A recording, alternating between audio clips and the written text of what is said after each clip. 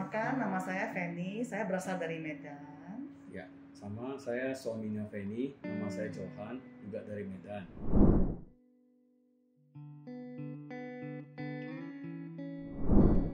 Pertama kali itu gejalanya saya rasakan sebulan yang lalu. Perasaannya seperti kalau mau tidur atau lagi beristirahat, detak jantungnya aneh. Tidak stabil seperti biasa, ketukannya aneh gitu. Kadang lengket-lengket gitu ketukannya, irama. Bersamaan.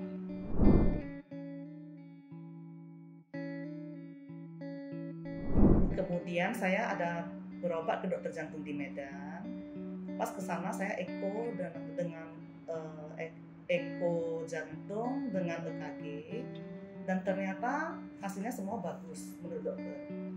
Dan kebetulan saat itu mungkin tidak ada munculnya, jadi saya pulang, dan kemudian besok-besoknya terasa lagi, makin terasa gitu, makin sering frekuensinya makin meningkat. Ya, setelah itu saya seminggu lagi saya ke dokter internis. Mungkin karena stres ya, asam lambungnya agak naik gitu ya. Pas ke dokter internis di USG, dan ternyata memang saya ada asam lambung sedikit.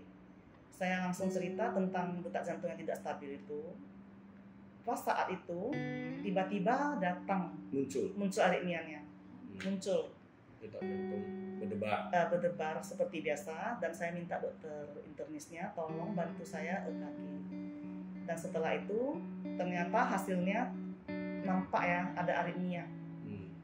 Detak jantungnya nampak muncul aritmianya. Ya, sangat frekuensinya sangat tinggi. Dan kemudian dokter sarankan saya opname supaya dicek semua. Itu faktor munculnya bisa dari banyak penyebab ya. Bisa dari elektrolit yang tidak stabil, bisa dari tiroid, dan saya cek semua bagus. Jadi itu murni aritmia dari jantung.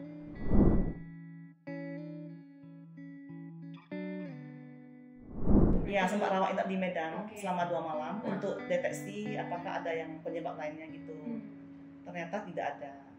Itu murni aritmia jantung. Jadi dari hasil opname di Medan 2 hari, kami tahulah kesimpulannya istri ini memang sakitnya itu aritmia jantung.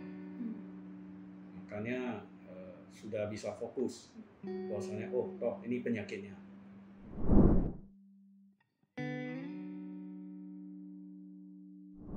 Yang dirasakan adalah pada waktu jam mau tidur atau lagi istirahat dia muncul.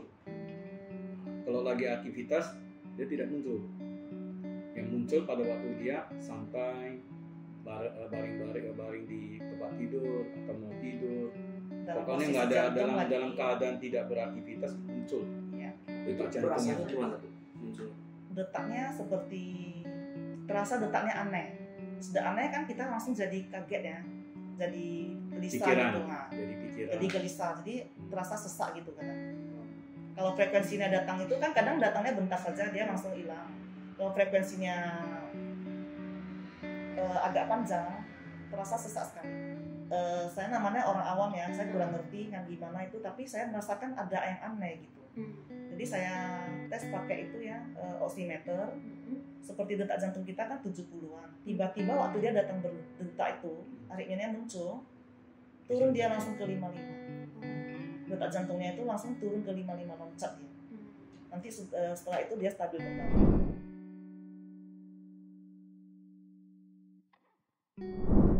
Waktu opname itu kan saya udah tahu, berarti dibilang dokter itu aritmia. Saya tanya ke dokter, potensi aritmia itu apa? Katanya potensinya stroke, bisa stroke. Jadi kalau kayak gitu berarti saya harus cari tahu ya cara gimana untuk mengatasi aritmia ini.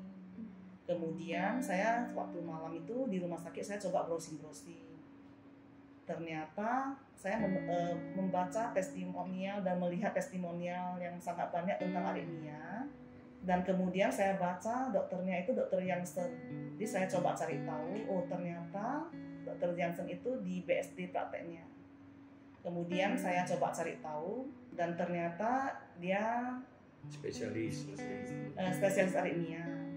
Dan kemudian saya coba direct message melalui IG ke dokter Jansen, dan ternyata responnya sangat cepat sekali. Dokter Jansen 6 pagi ya? Ya, pukul 6 pagi saya coba direct message ke beliau. Jam 6.15. Dan 6.15 saya sudah mendapatkan jawaban dari beliau. Beliau minta saya tolong kirimkan hasil-hasil pemeriksaan semua, dan beliau menyatakan saya memang aritmia gitu.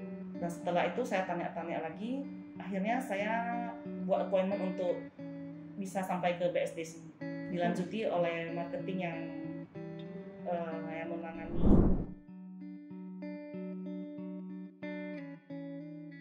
Dan setelah sampai ke BSD, saya dijemput ya sama pihak BSD. Sampai rumah sakit saya langsung ke tempat praktek dokter Jansen, dan kemudian konsultasi. Saya dipasangin holter selama 24 jam. Setelah pemasangan holter, besoknya nampak semua ya, dengan jelas itu aritmianya muncul semua.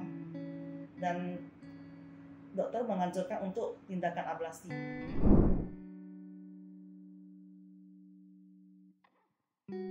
Ada. Kelainan saya di atas 5%. Masih ringan, tapi saya karena ketahuannya dini, jadi saya cepat berobat. Jadi dokter Jansen ada bertanya kepada kami, kok bisa tahu cari saya? Jadi istri bilang, petunjuk dari Tuhan yang mengarahkan kepada dokter. Nah, disitulah mulai awalnya itu kami langsung berangkat ke BSD sini.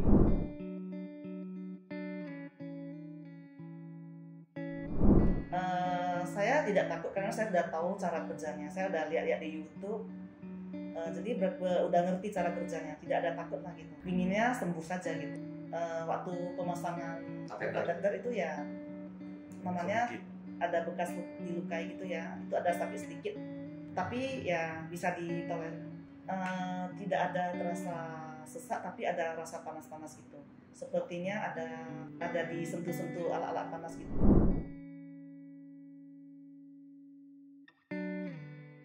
Nggak ada, 4 jam di ICU, sebentar saja sudah stabil.